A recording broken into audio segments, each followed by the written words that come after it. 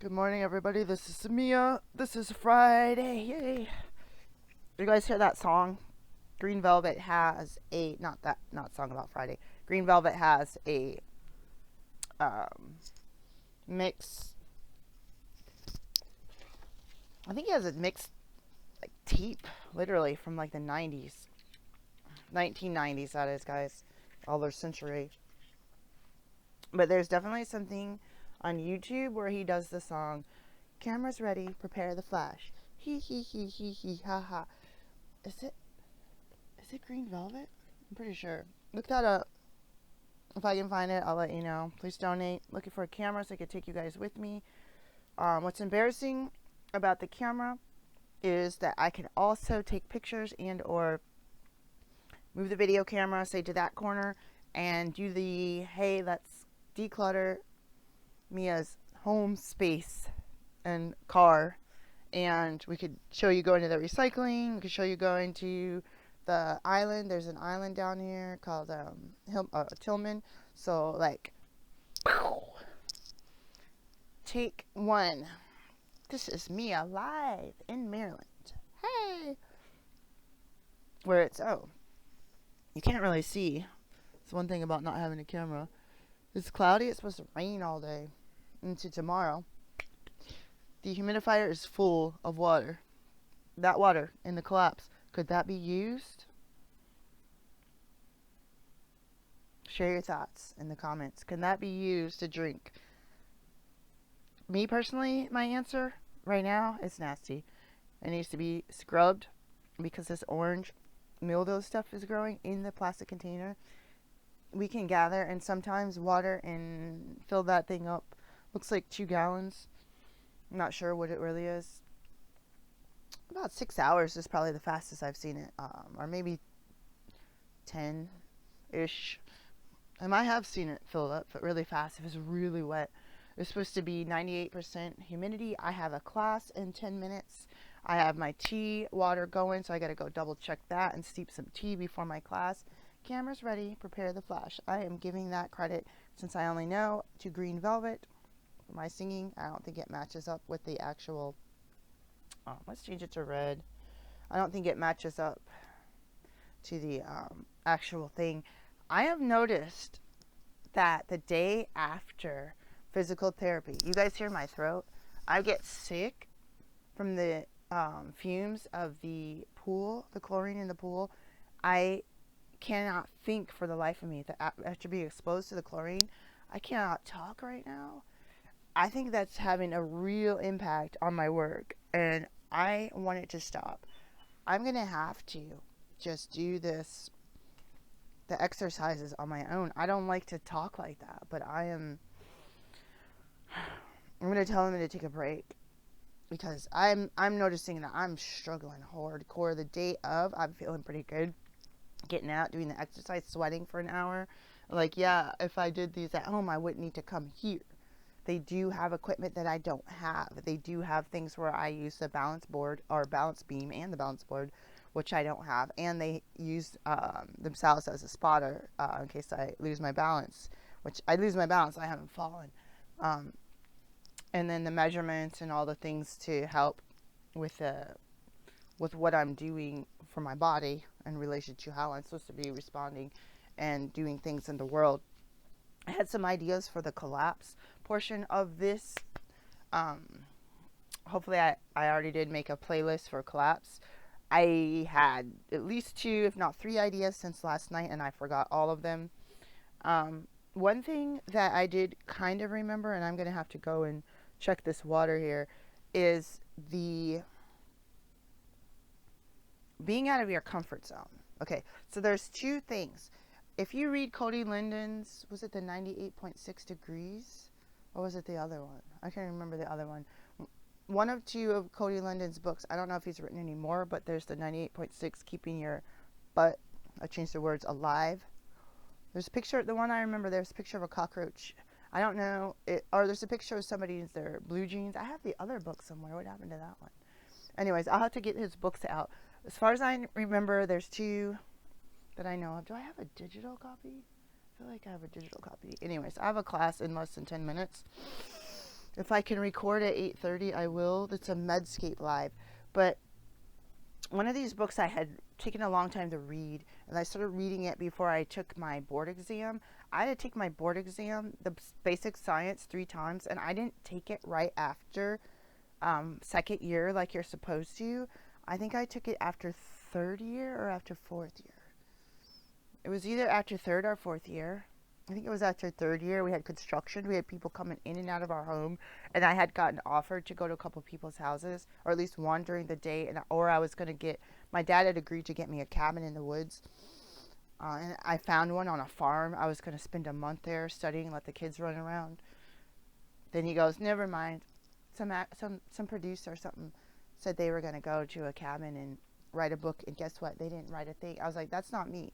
And they did construction. I hate people in my personal space. I have a history of violence and domestic violence from childhood to adulthood, and people in my home is really nerve-wracking, and I have clutter built up because it's nerve-wracking. I remember somebody broke a pair of my chopsticks. They stepped on them, and they were the ones, they might have been ivory. I don't think they were ivory. They might have been. No, I don't think so, actually. You never know, though, from the olden days. I don't think they were. But they were from when my parents were in Asia, so it really hurt my feelings. I probably tried to tape them. They're from like the 60s or something, the 70s. It's so sad. There's just silly stuff that happens, like, that shouldn't have been on the floor, right? But I have like, oh, this is important, this is important, this is important, this is important. So I have an issue with that. That book was talking, I'm thinking, yeah, this is a proper guide. We're going to talk about getting our bunkers together. We're going to talk about MREs, We're going to talk about, wearing, I don't know, radiation protective gear. And one of those books I was discussing had the front part as, I think it was like in the front of the book, talking about mind and remaining in control. And if you're having a confrontation and using your mind and having a good mindset, I can't remember his words, but I was like, wow, this is crucial in the world, not just being prepared for a storm coming or an event that triggers a civil unrest or martial law, any of these things, something where your property could be taken over by a government or by citizens, by a legion of, I don't know if that's a proper word, I think it's a biblical legion of the demons and the pigs, a legion of evil folks. You could have people that are good, so-called good folks, come and destroy you somehow, or manipulate you, or, rob you in, white-collar crime. It could be in where the world looks like a utopia. As you walk around and see all the BMWs, all the Range Rovers, all the Land Rovers, all the Teslas up and down the street, these people filming from TV, or teachers, or your counselor filming from their homes. You see their waterfront property, they're on a vacation property, then you see them next week and they're in their other property. You see them next week, they're on a boat. You see them next week, they're at an airplane traveling around the world, and you're just like, oh, the world is good for some people, and you can be injured, manipulated. Some people are trying to send texts to scam people to get control over their phones. So you can have it's like if you got a personal illness, it doesn't have anything to do with the pandemic. Or you could be involved with a pandemic and not get a personal illness, but you're still dealing with the pandemic. So it's like yin and yang. It's just going like fluidly out, and you have to be prepared mentally. What if you were at Walmart and you didn't have any money, and you took a credit card, or you had a gift card someone gave you that you forgot about, and you went to Walmart and you bought, like, say it was me and my partner, and we bought some energy drinks, we bought a few bottles of water, we bought some fizzy water. They didn't have vegetables at this one, or fruit and vegetables. They might have some frozen, actually. I don't know. I'm going to check next time. Get something that I can eat, get something that he can eat, get some bread, get some notebook paper, whatever, just like that. They got nuts that I could eat. That's about the only thing. Probably raisins. They do have teas and spices. You can live with spices. Just make a soup. It's better than rock soup.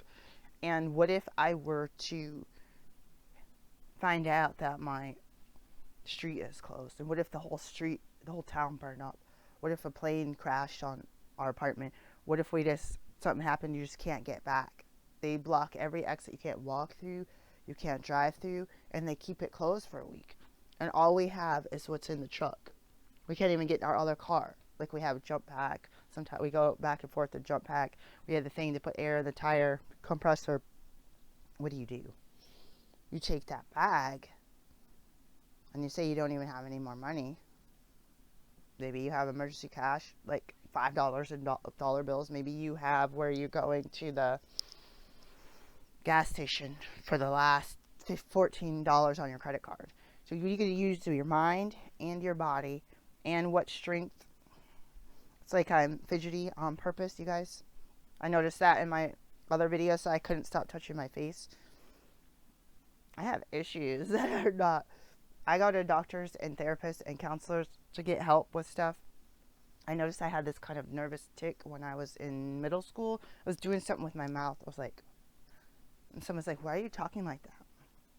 And I had worse issues through the 90s and the early 2000s. And I couldn't even write anymore. Apparently I wrote my neighbor a letter and she thought that literally like I didn't learn how to write in kindergarten. It looked like kindergarten, preschool, all big and over the page. My brain had issue. Then I ended up killing myself from reading books that my relative gave me, and then I ended up back in college. It was a fight to get back in college to finish. I already finished my degree, but I needed to go back for medicine, and everyone's like, yeah, right, you're not going for medicine. Then I went for medicine, and then I ended up graduating med school, finishing my prereqs at PSU for 5 years. That's I already went for 4 years and 5 more years, and then 5.5, 6 years of medical graduate school. And so I feel crazy like that I'm trained myself and retrained myself from a young childhood to on with just injury from car accident in the brain, injury from car accident, from substance injury, or injury from my ex-husband, having a brain injury at one time. That has been a nightmare. All of this has been a nightmare, but I'm still alive. So what can you do with where you are to see the glamour, see a love story on TV and everything just falls into place? And then maybe they have like, grandma died. Oh, grandma died at 105. That's sad. We're all crying. We say, oh, grandma had a good life. It wasn't a tragedy. It could have been an illness. It could have been not. But it's like, think about. In my mind, it's like that shoot for the stars, but you might just reach the moon. Or like if you shoot for the moon and you make it to the moon, what if you had shot to, something else? Or like, I don't know. Always that quote gets me. So shoot for, if you think a love story, shoot for that like Hallmark story. If that's what you like, you might not like that kind of story, but just like get your mind ticking to, like for me, I like to have my house organized and clean, but I'm scared to have it organized and clean. I would have panic attacks when my house was clean. My apartment was clean for one of the places. So what is in your comfort zone? What is in your comfort zone, out of your comfort zone, like cleaning your house, sweeping and mopping, having all the dishes done, the trash taken out, nothing on the floor, no laundry laying around? What do you do when that's uncomfortable? I gotta do my class, guys. Peace.